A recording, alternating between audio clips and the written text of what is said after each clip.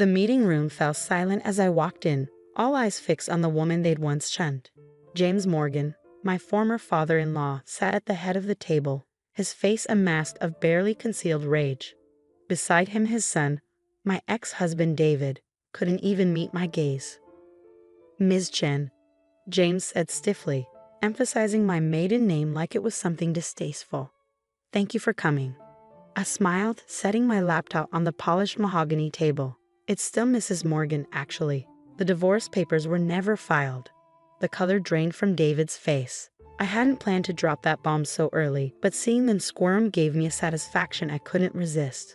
"My name is Sarah Chen Morgan, and 2 years ago, these people had thrown me out of their lives because I chose cybersecurity over their precious family banking tradition. Now their multimillion-dollar empire was under attack, and I was their last hope." "Let's focus on the matter at hand," James said sharply, sliding a folder across the table. "Our systems were breached last week. The hackers are threatening to release sensitive client data unless we pay $20 million within 48 hours. I picked up the folder, though I already knew its contents. I've been monitoring the situation since it began. Not that they needed to know that. The Great Morgan & Sons Bank, I mused, flipping through the pages, brought to its knees by the very thing you dismissed as irrelevant when I warned you about it. James's jaw tightened. "If you're here to gloat, I'm here because your head of it called me directly." I cut him off. He said, "You've tried everything else. Every security firm in the city turned you down because they know your systems are outdated. You're running infrastructure from the last decade because, and I quote, traditional banking doesn't need all that modern nonsense." David shifted uncomfortably in his chair.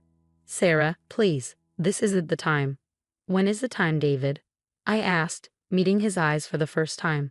"When you stood silent while your father threw me out? When you chose your trust fund over our marriage? Or maybe now, when everything's falling apart?" 2 years earlier, this same room had witnessed a very different scene.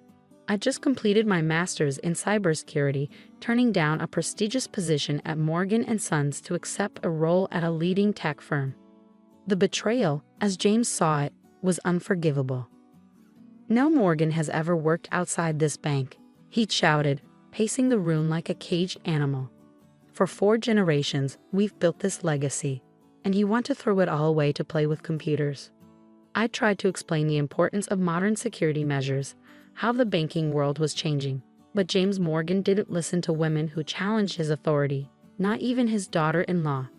"Either you take your rightful place in this bank," he declared, "or you're no longer welcome in this family." I looked at David then, hoping he'd finally stand up to his father. But he just stared at his shoes, shoulders slumped in familiar defeat. So I'd walked out, leaving behind their outdated ideas and suffocating traditions. I'd built my own consulting firm, gained a reputation as one of the best in the field. And now here they were, desperate for the very expertise they'd mocked. "The hack is sophisticated," I said, returning to the present, "but not impossible to trace. I can help you, but I have conditions." James leaned back, his expression wary. "What conditions?" I opened my laptop, typing quickly. "First, you'll implement every security measure I recommend, without argument. Second, you'll create a dedicated cybersecurity division with a proper budget. And third," I paused, savoring the moment, "you'll make a public announcement acknowledging the breach and my role in resolving it." "Absolutely not," James exploded. "We've never admitted to any security failures. The Morgan reputation is about to be destroyed anyway," I finished. "In 47 hours, every account number, every transaction, every dirty little secret will be public. Your choice." The silence that followed was deafening. James's face had turned an alarming shade of red, while David looked like he might be sick. "There's one more thing," I added, pulling up a series of emails on my screen. "Something interesting I found while examining the hack. Would you like to see who had access to your systems the night before the breach?" David's head snapped up, real fear in his eyes now. He knew exactly what I'd found. The late-night login, the disabled security protocols, the convenient gaps in the firewall, all traced back to one executive access code. His code. "We should discuss this privately," he said quickly, standing up. But I was done with their secrets, their backroom deals, their carefully maintained facades. "Sit down, David," I said quietly. It's time everyone knew exactly what kind of legacy your father has built. The projector hummed to life as I connected my laptop. David's access logs appeared on the screen, damning in their clarity. On Tuesday night at 11:43 p.m., I said, addressing the stunned board members, someone using executive code N7249 disabled the main firewall. 3 minutes later, they accessed the secure client database. By midnight, the backup systems were compromised. I turned to David. Would you like to explain why your code was used, or should I continue? James slammed his fist on the table. This is absurd. My son would never. Your son has been embezzling from Morgan and Sons for the past year. I cut in, switching to a new slide. Small amounts at first, carefully hidden in transaction fees. But lately he's gotten bolder. Haven't you, David? The room erupted in whispers as I displayed the evidence, transaction records, offshore accounts, falsified audits. David had been busy since I'd left, though not in ways his father would approve. You've been watching us, David said, his voice barely above a whisper. All this time. I nodded. Did you really think I'd walk away completely? I built half these systems. I know every backdoor, every vulnerability, including the ones you exploited. Why? James demanded, turning on his son. We gave you everything. David laughed, a hollow sound that echoed through the room. Everything except a choice. Did you ever ask what I wanted, Dad? If I wanted to spend my life trapped in this mausoleum of tradition. I watched my ex-husband carefully. The perfect Morgan hair was crumbling before our eyes, years of resentment spilling out. The hack, one of the board members, spoke up. Was it you? David shook his head. No, I made it possible. They approached me months ago. Said they could help me disappear, start fresh. All I had to do was leave a door open. You fool, James hissed. You've destroyed everything we've built. You destroyed it, David shot back. With your rigid rules, your impossible standards. Sarah was right about modernizing, about the security risks, but you wouldn't listen. You never listen. I cleared my throat. As fascinating as this family therapy session is, we're running out of time. The hackers don't care about your drama. They want their money, or everything goes public in. I checked my watch, 46 hours. James seemed to deflate, suddenly looking every bit his 65 years. Can you stop them? Yes, I said simply. I've already identified their location and method of attack, but my conditions stand, and I'm adding one more. What now? James asked warily. David turns himself in. No cover-up, no quiet resignation. The authorities need to know exactly what happened. David stood up so fast his chair toppled backward. You can't be serious. Sarah, please, we were married. Doesn't that mean anything? I met his gaze steadily. It meant everything. That's why I waited 2 years to find the right moment.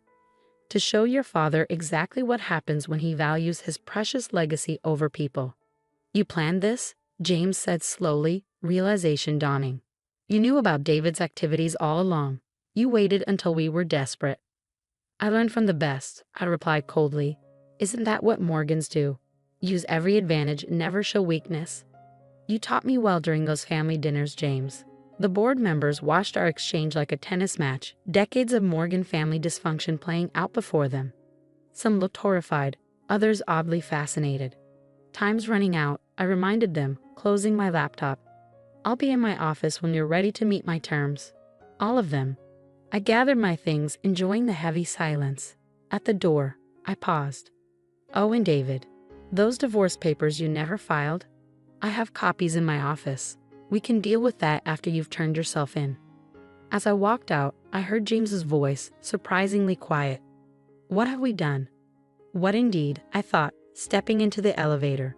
The Morgans had spent generations building their fortress of wealth and tradition, never realizing they were sealing themselves in a tomb.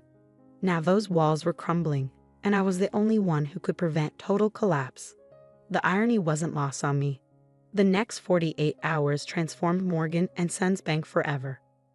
David surrendered to the authorities that evening, confessing everything, the embezzlement, his role in the hack, years of financial misconduct. The press had a field day. Morgan here betrays dynasty, banking legacy crumbles. I watched it unfold from my office across town, sipping coffee and monitoring the bank's systems. James had agreed to my terms, though I suspected it nearly killed him to do so. A team of my best engineers was already upgrading their security infrastructure, dragging Morgan and Sons into the modern era whether they liked it or not. You're really not going to tell them, are you? Grace asked, perched on the edge of my desk. My best friend and business partner had been with me through everything, helping orchestrate what the media was calling the biggest banking scandal of the decade.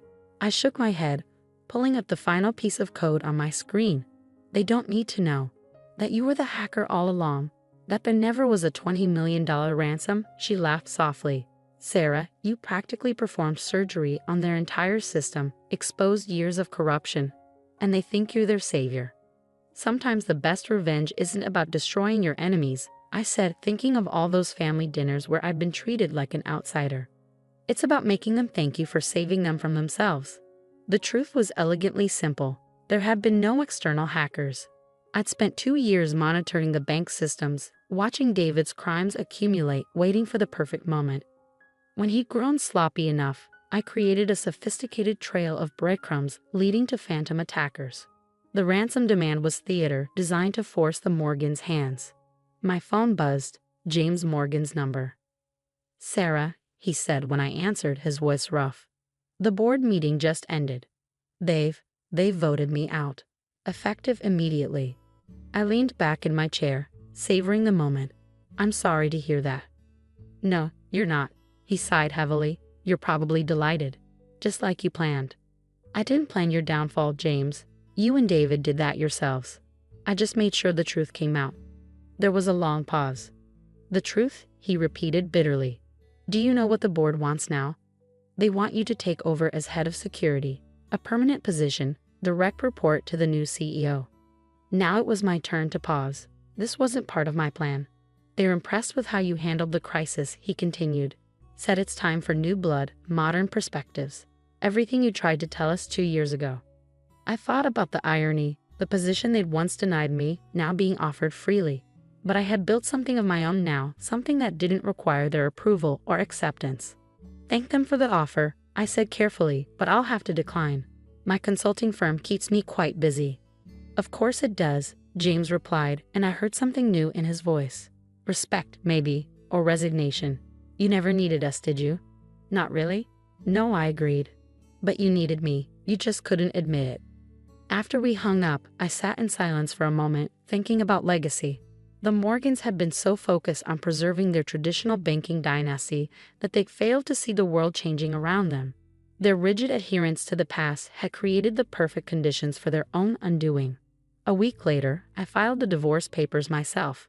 David, facing multiple federal charges, signed them without argument. As I walked out of the courthouse, legally free of the Morgan name, I felt lighter somehow.